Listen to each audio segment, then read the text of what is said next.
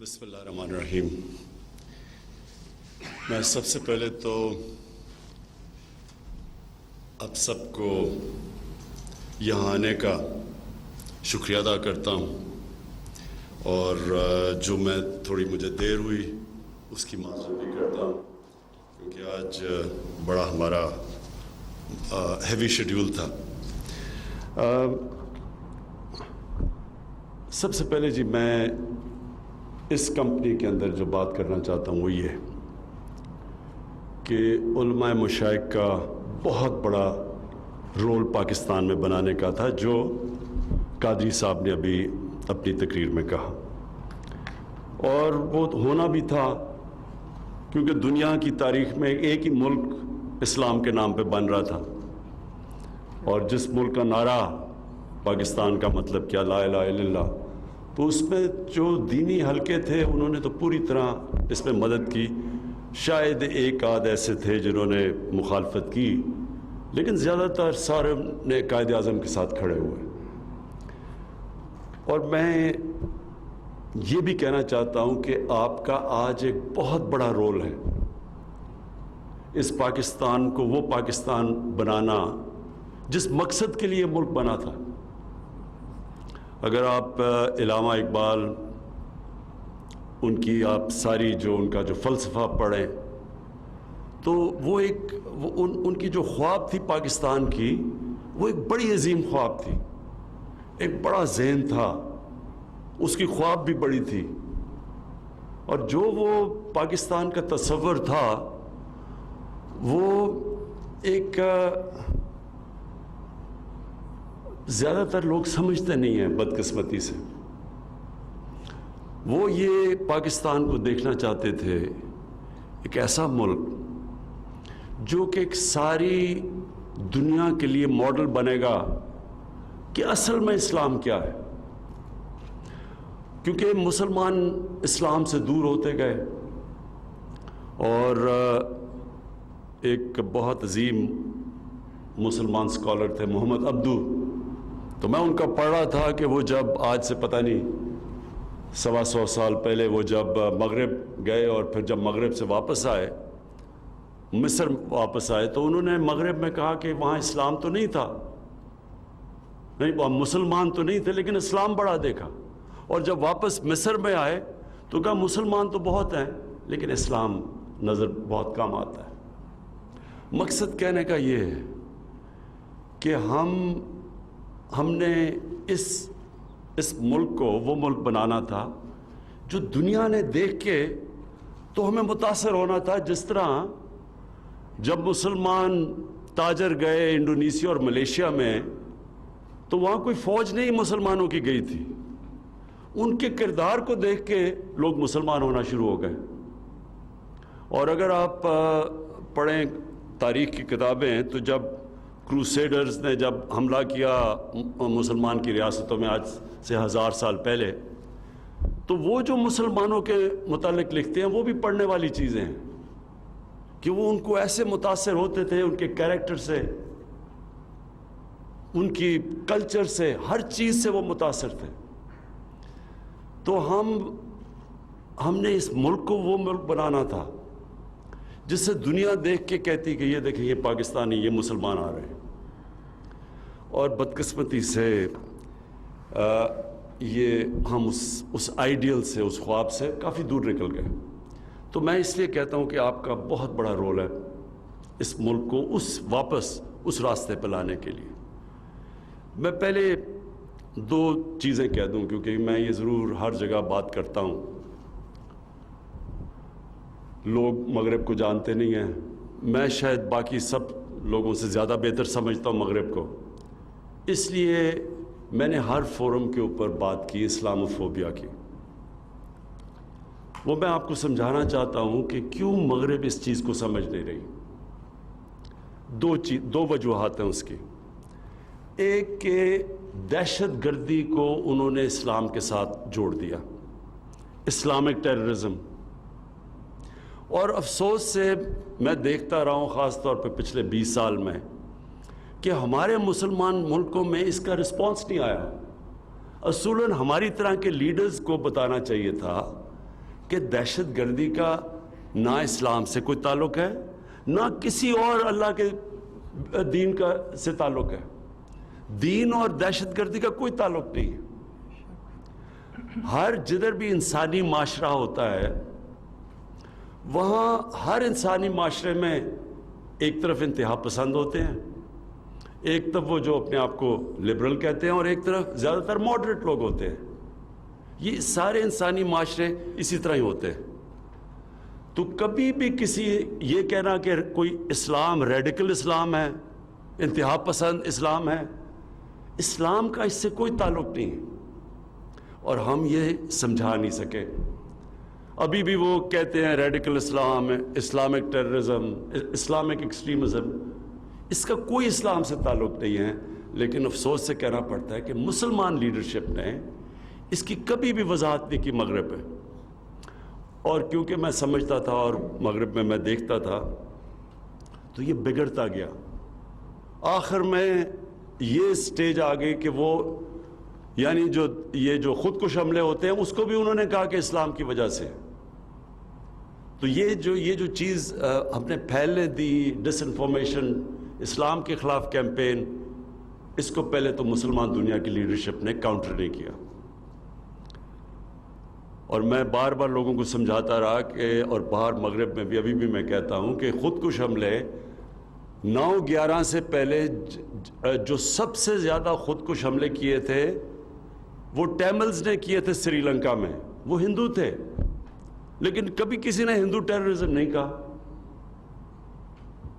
اور اس سے پہلے جب جاپانیوں نے, جب وہ سیکنڈ ورلڈ وار ہارنے والے تھے تو انہوں نے بھی جہازوں میں بیٹھ کے خودکش حملے کیے امریکی کشتیوں کے اوپر, لیکن کبھی انہوں نے ان کی دین کے اوپر نہیں کہا کہ جی خودکش حملے کچھ جاپان کی ان کا دین کہتا ہے. تو یہ پہلے تو یہ غلطی ہم نے کی اور یہ پھیلتا گیا. پھر ایک اس سے پہلے غلطی کی, سلمان رشدی نے جب کتاب لکھی سیٹینک ورسز, فتنہ اس نے کیا اور اسے پتا تھا کہ مسلمان دنیا میں ایک ریاکشن آئے گا, غصہ ہوگا. لیکن مغرب کے اندر اس نے یہ کہا کہ دیکھیں جی, یہ دیکھیں مسلمان یہ بڑے تنگ نظر ہیں, یہ فریڈم آف ایکسپریشن کے خلاف ہیں, اور اس لیے دیکھیں یہ ریئیکٹ کر رہے ہیں, حالانکہ یہ آزادی رائے ہونی چاہیے کہ میں کتاب لکھ رہا ہوں. اسے پتا تھا کہ کیا ریئیکشن آنا ہے کیونکہ وہ مسلمان گھر میں بڑا ہوا تھا. لیکن مغرب میں لوگوں کو نہیں پتا تھا کیونکہ ان کا رویہ دین کا بالکل مختلف ہے جو ہمارے مسلمانوں کا ہے. وہ بالکل اور طرح دین کو دیکھتے ہیں. میں جب پہلی دفعہ گیا برطانیہ تو وہ کارٹون بنائے ہوئے تھے انہوں نے اپنے, میں بات نہیں کروں گا نعوذ باللہ, لیکن اپنے دینی جو ان کو دینی سمجھتے تھے ان کا بالکل مختلف تھا. تو ان کو سمجھ نہ آئے اور ہم سمجھا نہ سکے.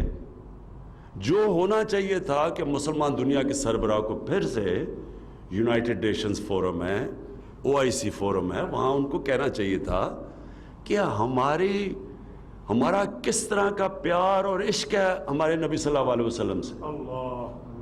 ہمیں سمجھانا چاہیے تھا کیونکہ ان کو تو سمجھ نہیں تھی, اور ہمیں ان کو بتانا چاہیے تھا کہ یہ آزادی رائے کے نام پہ ہمیں تکلیف نہ دیں ان کے اوپر اپنے نبی صلی اللہ علیہ وسلم کی بے حرمتی کرتے ہوئے. لیکن نہیں کیا کسی نے. اور ہوا کیا کہ یہ جو فتنہ تھا, جس کو پتا تھا کہ مسلمان ریئیکٹ کریں گے, وہ بار بار کبھی کارٹون لے آئیں کبھی کچھ لے آئیں اور تکلیف دیتے رہے مسلمانوں کو جو پھر ریئیکٹ کرتے تھے. تو وہ موقع مل گیا اسلامو فوبیا کا. اور مسلمان جو رہتے ہیں, ہمیں تو اس کا اتنا اثر نہیں ہوتا, لیکن آپ کو حیران ہوں گے کہ جو مسلمان رہتے ہیں آج مغربی دنیا میں, بلکہ ہندوستان میں بھی, کتنی مشکلوں کا ان کو سامنا کرنا پڑتا ہے اسلامو فوبیا کی وجہ سے. ہماری عورتیں جب وہ اپنا سر کور کرتی ہیں اور وہ جاتی ہیں پبلک میں تو ان کے اوپر آوازیں لگاتے ہیں, ان کو برا بھلا کہتے ہیں. ہمارے جو دینی لوگ جن داڑیاں رکھ کے جب پبلک میں جاتے ہیں, جو وہ سمجھتے ہیں مسلمان ہیں, ان کو برا بھلا کہتے ہیں. وہ صرف اس وجہ سے. نیوزی لینڈ کے اندر ایک بندوق والا دہشت گرد جا کے 50 مسلمانوں کو قتل کر دیتا ہے، تو اسے کیا پتا کہ جب اسلام اور دہشت گردی کو اکٹھا کر دیا تو لوگوں کو کیا پتا کہ کون سا مسلمان دہشت گرد ہے یا کون سا مسلمان انتہا پسند ہے، وہ تو سب ایک ہو گئے ان کی نظر میں۔ تو اس لیے وہاں مغرب میں مسلمانوں کو بڑی تکلیفوں کا سامنا کرنا پڑتا ہے، اور اس کی وجہ یہ کہ ہم مسلمان دنیا کے جو سربراہ ہیں، ہم نے کبھی یہ کوشش نہیں کی سب نے مل کے اس کو انٹرنیشنل فورمز پہ اٹھانے کی۔ اس لیے میں OIC میں بھی یہ چیز اٹھائی، آتے ساتھ ہی یونائٹڈ نیشنز میں بھی اٹھائی، اور بار بار دوسری دفعہ پھر اٹھایا کہ کوشش کر رہا ہوں۔ اور پھر میں نے سارے مسلمان سربراہ کو لیٹر لکھے کہ جب تک ہم سب مل کے مغرب کو نہیں اپروچ کریں گے، یہ بار بار اس طرح کی چیزیں ہوتی رہیں گی اور ہمیں تکلیف ملتی رہے گی، اور ان کو موقع مل جائے گا کہنے کا کہ دیکھیں جی کتنے تنگ نظر ہیں مسلمان۔ جبکہ یہودی کیونکہ وہ آرگنائزڈ ہیں، آج کسی کی مجال نہیں ہے، کوئی بھی یہودیوں کے خلاف بات نہیں کر سکتا وہاں مغرب میں۔ وہ ایک ورڈ استعمال کرتے ہیں، جو بھی اسرائیل کی بھی کوئی تنقید کرے وہ اینٹی سیمائٹ کہہ دیتے ہیں، سب چپ ہو جاتے ہیں، کوئی بات نہیں کرتا۔ اور جو ہولوکاسٹ ہے، جس جو ایک بہت بڑا ظلم ہوا تھا یہودیوں کے خلاف جرمنی کے اندر، تو آج اس کی آپ آزادی کے رائے کے نام سے اس کے اوپر کوئی بات ہی نہیں کر سکتے، اس طرح کا اس کی کوئی منفی بات نہیں کر سکتے۔ 4 یورپین ملکوں میں جیل میں چلے جاتے ہیں آپ، تو وہاں آزادی رائے نہیں ہے، لیکن ادھر وہ آڑ لے لیتے ہیں آزادی رائے کی۔ اور میں اس کو زیادہ اپنی کمزوری سمجھتا ہوں، اپنی مسلمانوں کی۔ اور انشاءاللہ میں آپ سب کو یہاں یہ کہتا ہوں کہ میں پوری کوشش کرتا رہوں گا، مسلسل کوشش کروں گا، مسلمان دنیا کے سربراہوں کو میں پوری ہر طرح جب بھی میں ملتا ہوں میں ان کو بھی کوشش کرتا ہوں، اور مغرب کے بھی جب ان کے سربراہ کو ان کو بھی میں سمجھانے کی کوشش کرتا ہوں کہ یہ ایک انسانوں کے اندر تقسیم ہو رہی ہے، یہ جب آپ ہمارے نبی صلی اللہ علیہ وسلم کی شان میں گستاخی کرتے ہیں۔ اب جی میں صرف آپ کو یہ بتا دوں کہ میرے نظر میں کوئی اسلام کا اسکالر نہیں ہوں، لیکن ایک طالب علم ہوں، اور میں کافی اسٹڈی کرتا ہوں اور کرتا رہا ہوں اور کافی دیر سے کر رہا ہوں۔ یہ میرا ایمان ہے کہ جو مدینہ کی ریاست تھی، کیونکہ وہ نبی صلی اللہ علیہ وسلم کی سنت تھی، کیونکہ وہ انہوں نے بنائی تھی، اور قرآن میں اللہ نے ہمیں حکم دیا تھا کہ ان کی سنت پہ چلو، تو یہ میرا ایمان ہے کہ جو بھی اس ریاست کے اصولوں پہ چلے گا اللہ اس قوم کو اٹھا دے گا، اور وہ قوم اگر مسلمان نہ بھی ہو تو اللہ اس قوم کو اٹھا دے گا اگر ان اصولوں پہ چل گئی وہ قوم۔ اور کیونکہ میں مغرب پھرا ہوا ہوں تو میں آپ کو یقین دلاتا ہوں کہ میں نے ان قوموں کو جو محمد عبدو نے کہا تھا آج سے 125 سال پہلے، میں نے اپنی آنکھوں سے دیکھا مغرب میں۔ دیکھیں جو اصول انہوں نے بنائے تھے نا،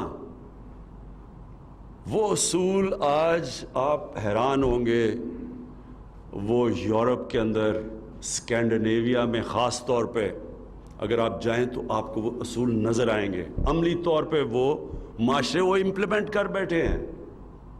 انسانیت کا نظام، یعنی ایک غریب آدمی، اس کو پوری طرح ریاست اس کی بنیادی ضروریات پوری کرتی ہے، جو دنیا کی تاریخ میں سب سے پہلے مدینہ کی ریاست میں ہوا تھا۔ اس کے تعلیم، اچھی تعلیم اور ریاست دیتی اور مفت، اور وہاں یہ نہیں ہوتا کہ 3 قسم کے سلیبس ہیں، انگلش میڈیم، اردو میڈیم اور پھر دینی مدرسے، 3 ڈیفرنٹ سلیبس۔ ایک سلیبس ہوتا ہے، میں غریب آدمی ہوں، میرا بچہ میں پیسے نہیں دے سکتا، حکومت اس کو اعلیٰ تعلیم دیتی ہے، اور وہ تعلیم کہ وہ بچہ ملک کا وزیر اعظم بھی بن سکتا ہے، ڈاکٹر بن سکتا ہے، کہیں بھی، یعنی کوالٹی کی تعلیم دیتی ہے اور مفت۔ بے روزگار ہو، حکومت پیسے دیتی ہے جب تک اس کو روزگار نہیں ملتا۔ وہ اگر ہسپتال میں جائے گا اس کو مفت علاج ملے گا. میں یہ اسکینڈینیویا کی اب بات کر رہا ہوں. عدالت میں جائے گا لیگل ایڈ ملے گی, حکومت وکیل کر کے دے گی اس کو. اس کو ایک فلاحی ریاست کہتے ہیں. یہ چیزیں ہمارے نبی صلی اللہ علیہ وسلم نے مدینہ میں کی تھیں, جس سے انہوں نے عام آدمی کے لیے ساری بنیادی ضروریات پوری کی تھی. اور دوسری چیز جو انہوں نے مدینہ میں کیا تھا وہ رول آف لا, قانون کی بالادستی.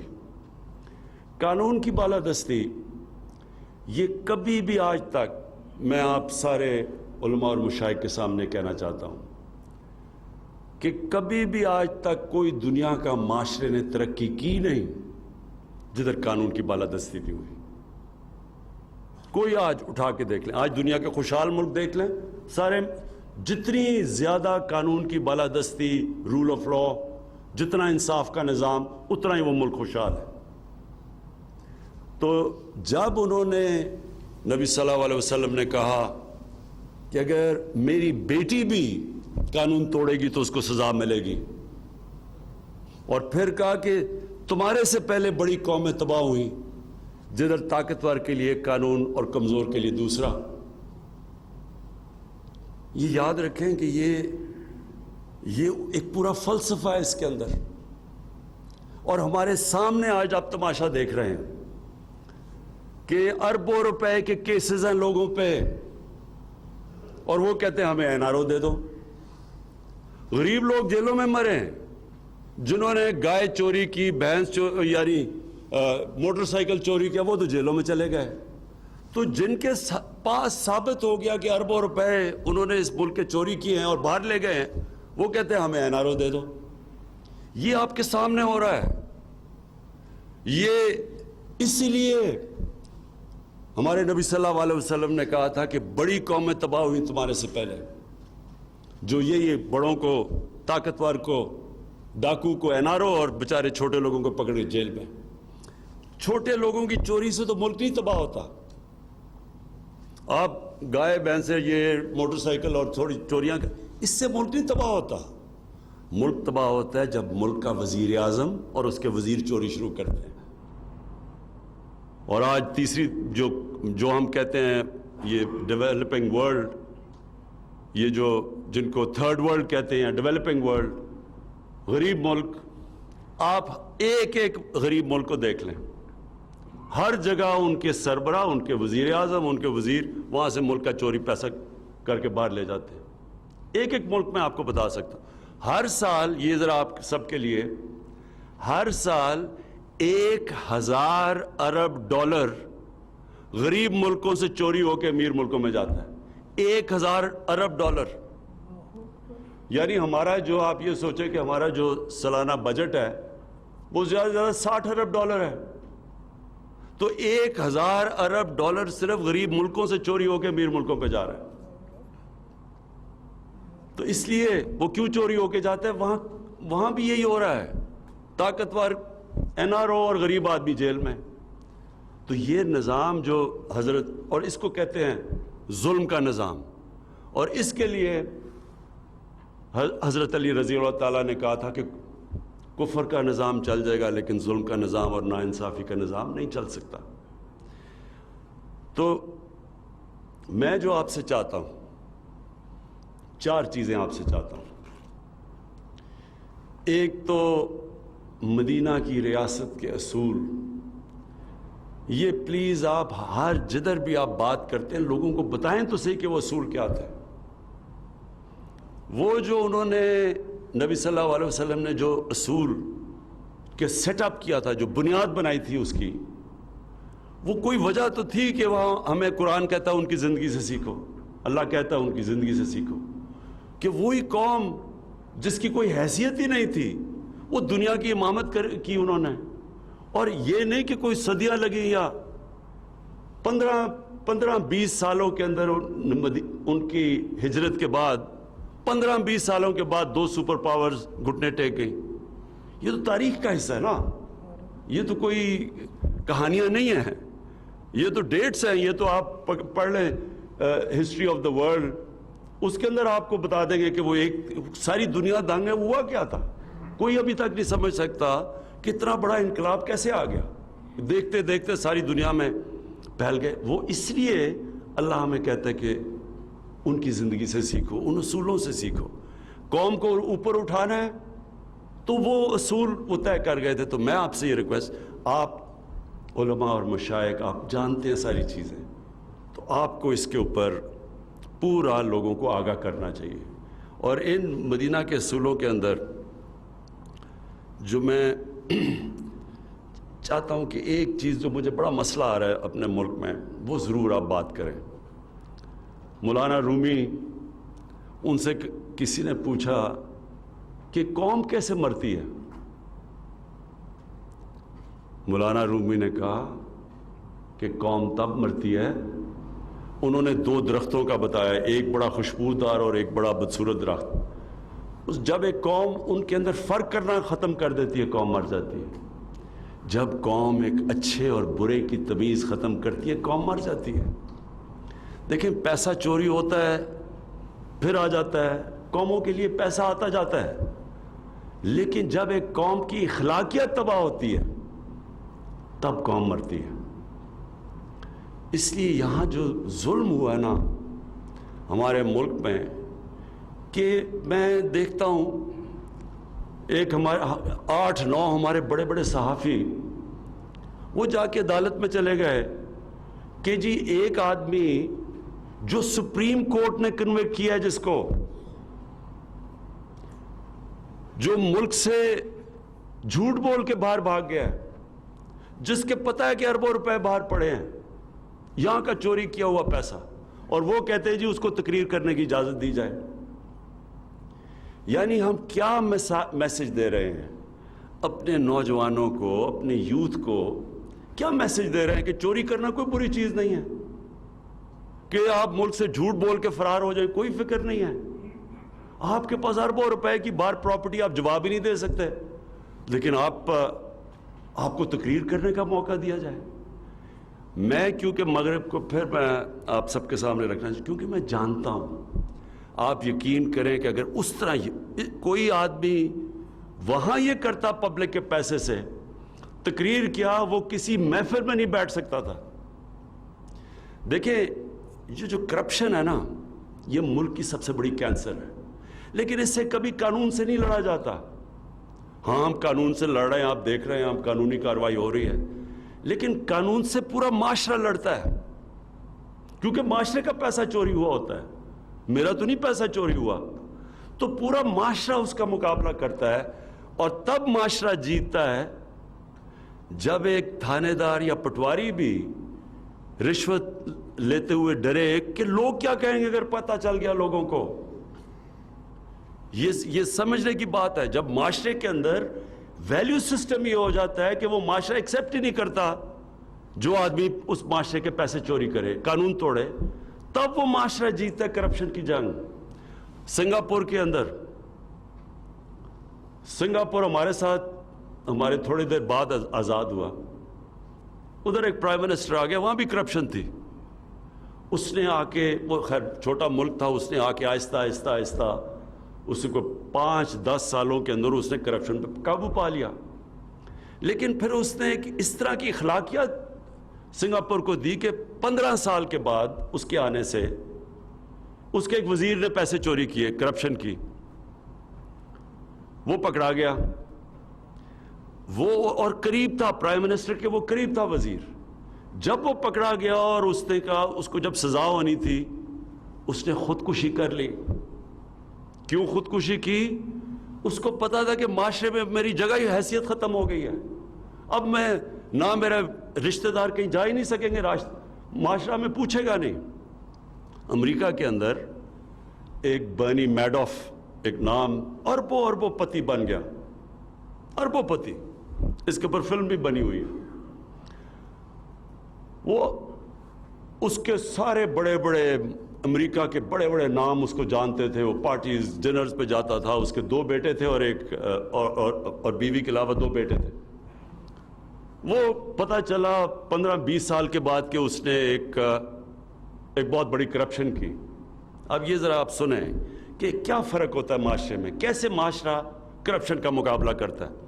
جب پتہ چلا اس کی بیوی نے اس کو طلاق دی، اس کے ایک بیٹے نے خودکشی کر لی، دوسرا بیٹا غم میں چلا گیا کہ جگہ کوئی نہیں ہے، وہ سٹریس کے اندر ہی مر گیا۔ یعنی یہ میں صرف اس کو آپ کو یہ کہہ رہا ہوں کہ اس سے خوف ہوتا ہے لوگوں کو کہ پکڑے گئے تو کیا ہوگا۔ تو ہمارے معاشرے میں بدقسمتی سے کرپٹ لوگ شام کو ٹی وی پہ بیٹھ جاتے ہیں، وہ جا کے ان کو ایسے رکھتے ہیں جیسے کہ پتہ نہیں یہ معاشرے کا حصہ ہے۔ جب آپ یہ لوگوں کو پیغام ہی نہیں دیں گے کہ یہ بری چیز ہے تو قانون بنانے سے تو نہیں کرپشن ختم ہوتی۔ تو میں آپ سے یہ یہاں ہیلپ چاہتا ہوں، کیونکہ اس میں تو بڑا واضح ہے، قرآن میں اللہ کہتا ہے ایک بد کردار آدمی اور ایک نیک آدمی کو ایک ترازو میں تو نہیں، آپ وہ ایک تو نہیں ہے، آپ ان کو ایک طرح تو نہیں ٹریٹ کریں گے۔ جب آپ سزا اور جزا یا اچھے برے کی تمیز ہی نہیں کریں گے تو برائی میں تو پھر کوئی بری چیز نہیں ہے۔ شارٹ کٹ ہے، میں پیسہ بنا، میں کیوں محنت کروں جب میں پیسے بنا سکتا ہوں۔ اچھا جی، دوسری چیز، 4 چیزیں آپ سے چاہ رہا تھا۔ دوسری چیز یہ کہ میں چاہتا ہوں کہ آپ جب بھی بات کریں تو لوگوں کو صفائی کی طرف لگائیں۔ ہم مغرب میں جاتے ہیں، وہاں صاف ستھری جگہ ہوتی ہیں، وہاں جائیں آپ، یعنی ہم کیوں نہیں صاف ہو سکتے؟ ہم کیوں نہیں؟ اس میں کوئی پیسے لگانے کی تو چیز نہیں ہے، یہ تو مائنڈ سیٹ ہے۔ تو میں چاہتا ہوں کہ جدھر بھی جو بھی موقع ملے آپ ضرور، کیونکہ آپ سب کے پاس آواز ہے، لوگوں کو سمجھائیں کہ جب نبی صلی اللہ علیہ وسلم نے کہا تھا کہ آدھا ایمان صفائی ہے تو کسی وجہ سے کہا تھا۔ ہم جو وضو کرتے ہیں یہ سمبولک ہے کہ ہم صاف لوگ ہیں۔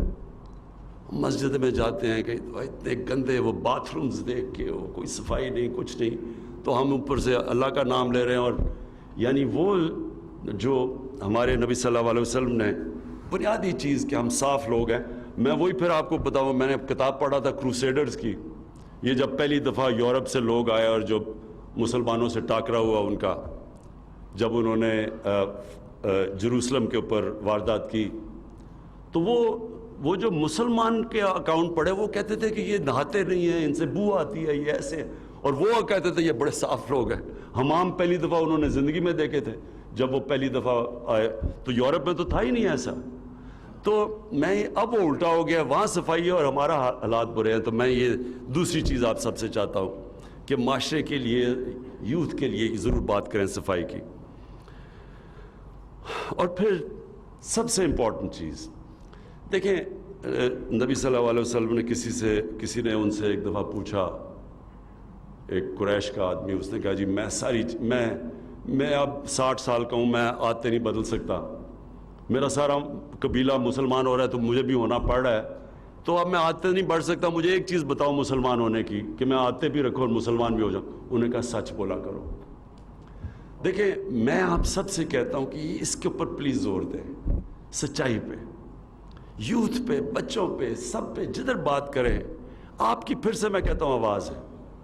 یہ جو ہماری، کیونکہ پھر سے میں کانٹراسٹ بتا رہا ہوں، آپ یقین کریں جن ملکوں کو ہم کافر کہتے ہیں وہ بڑے سچے لوگ ہیں، اخبار پڑھا ہوتا ہے، ویسے کوئی بھی نہیں ہوتا وہاں، وہ پیسے ڈالتے ہیں، پیسے رکھتے ہیں اور اخبار اٹھا لیتے ہیں، وہاں تو کوئی پوچھنے والا نہیں ہے۔ ایک سچائی کا ایک پورا ایک ہمیں جہاد کرنی پڑے گی، کیونکہ بدقسمتی سے وہاں بھی ہمارے میں، مجھے کئی دفعہ بڑا افسوس ہوتا ہے کہ ہمارے میں یہ ویلیو جو اتنا بڑا اسلام کا ویلیو ہے، سچ، یہ بھی ہم دور چلے گئے اس سے۔ اور آخر میں جو آپ سے بات کہنا چاہتا ہوں وہ یہ کہ جی لوگوں کو ہمیشہ اتحاد، یونٹی کی بات کریں۔ نبی صلی اللہ علیہ وسلم نے کیا کیا تھا؟ وہی مسلمان قبیلے تھے، بٹے ہوئے تھے، آپس میں لڑتے تھے، ان کی سب سے بڑی اچیومنٹ کیا تھی؟ انہوں نے ان سب قبیلوں کو اکٹھا کر دیا اور ایک قوم بنا دیا۔ ہمارے اندر یہ جو ڈویژنز ہیں، آپس میں ہم اختلاف ہوتا ہے تو وہ بندوقیں اٹھا لیتے ہیں، کوئی کچھ کرتا ہے، کوئی دوسرے کو کافر کہہ دیتا ہے۔ ویسے بھی معاشرے کے اندر یہ جو ہم آپس میں تقسیم کیے ہوئے ہوتے ہیں، یہ بہت بڑی رکاوٹ ہے ہمیں ایک عظیم قوم بننے میں۔ اور یہ ہے بھی نبی صلی اللہ علیہ وسلم کی سنت کہ لوگوں کو یونائٹ کرنا. رحمت العالمین تھے, سب انسانوں کے لیے رحمت بن کے آئے تھے. وہ تو بلکہ انسانوں کے لیے, صرف مسلمانوں کے لیے نہیں, انسانوں کے لیے رحمت بن کے آئے تھے. تو یہ جو یونائٹ کرنا ہے یہ بہت بڑی ان کی سنت ہے. اور یہ پھر آپ سب کی بڑی ذمہ داری ہے کہ کیونکہ آپ کی آواز ہے, میں یہ امید رکھتا ہوں کہ آپ یہ جو یونائٹ کر کے اس ملک کو مضبوط کرنا. اور میں یقین آپ کو دلوا دوں, اللہ نے اس ملک کو کیا کیا نعمتیں سے نہیں بخشا. جب سے میں پرائم منسٹر بنا ہوں مجھے اور سمجھ آتی رہی ہے کہ اللہ نے اس کو یہ کیا کیا ہمیں بخشا ہوا ہے. اور ہماری بدقسمتی یہ ہے کہ ہمارے میں کیریکٹر نہیں تھا کہ اس ملک کو وہ قوم بنانا جو کہ بننا چاہیے تھا. تو یہ ایک جب ہم مدینہ کی ریاست کی بات کرتے ہیں, ایک جدوجہد کی ہم آغاز کرتے ہیں. یہ کوئی ایک سوئچ آن آف سے ریاست نہیں بنتی, یہ کیریکٹر بلڈنگ کی بات ہے. یہ ایک قوم جب ایک سچائی کی طرف جاتی ہے, اپنا کیریکٹر اٹھاتی ہے, اپنا ذہن چینج کرتی ہے, مائنڈ سیٹ بدلتی ہے, اپنے اندر ایک ایمان رکھتی ہے کہ ہم لا الہ الا اللہ, اللہ کے سوا کوئی خدا نہیں, کسی جھوٹے خدا کے سامنے نہیں جھکتے. اور سب سے بڑے یہ جو جھوٹے خدا ہیں یہ پیسہ ہے. کیا یہ جو لالچ ہے پیسے کی, یہ سب سے زیادہ بڑا بت ہے جس کی پوجا کرتے ہیں ہم. اور وہ جو پیسہ بنا لے پھر وہ جتنا مرضی بد کردار آدمی ہو اس کو معاشرہ سمجھتا ہے کہ وہ کوئی بہت بڑی چیز ہے. تو ایک میں انقلاب کی بات کر رہا ہوں, ذہنی انقلاب کی. اور وہ جب تک آپ سب اس میں شرکت نہیں کریں گے, اس جد و جہد کا حصہ نہیں بنیں گے, وہ اکیلا عمران خان کچھ نہیں کر سکتا. بہت بہت شکریہ.